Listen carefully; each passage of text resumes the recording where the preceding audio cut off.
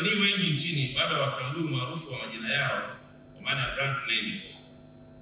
BRELA kwa kutambua uwepo wa changamoto hii, tumekuwa tukichukua hatua za makusudi kuboresha na kurahisisha jamii zetu.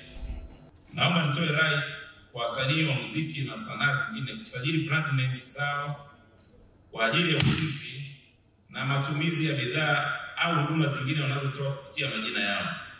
Kwa sasa BRELA tumekuwa tukipokea sajili za alama za biashara na huduma mbalimbali kutoka kwa wasanii. Kupitia maadhimisho haya, na wasihi wasanii, wajasiriamali na wabunifu wengine, wasanii wote wa tasnia ya miliki ubunifu kuendelea kutumia fursa zinazotolewa na BRELA. Linda alama yako ya biashara na uhakikishe kwamba ubunifu wako unalindwa kwa mujibu wa sheria zilizopo.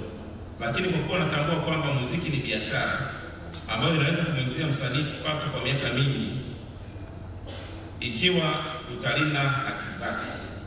Hivyo basi, nawahimiza wadau wa sekta ya muziki, wamiliki wa studio na wasambazaji wa muziki kushirikiana na BRELA ili kukuza mazingira salama ya biashara ya muziki kwa kuweza kutambua zile haki ambazo zinatakiwa kulindwa kupitia sheria zinazosimamiwa na BRELA.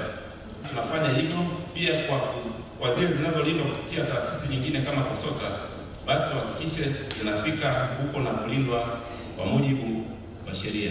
Hapa Mheshimiwa Waziri, ningependa kusisitiza sana kwa sababu ukiangalia baadhi ya wanamuziki ambao ni wa zamani, kwa vile hakuwepo na ulinzi wa zile kazi zao, unakuta muziki unapigwa, muziki ni maarufu sana, lakini kwa vile hakusajili hakuna anachofaidika nacho chochote. Kwa vile sasa hivi tuna mifumo, tuendelee kusisitiza na kutoa rai kwamba wasanii wote mnazo brand names zenu, mnazo shughuli zenu kadhaa ambazo mnazifanya. Unaweza kuona leo una nguvu, uko vizuri, lakini kuna uzee, kuna magonjwa na kuna vifo.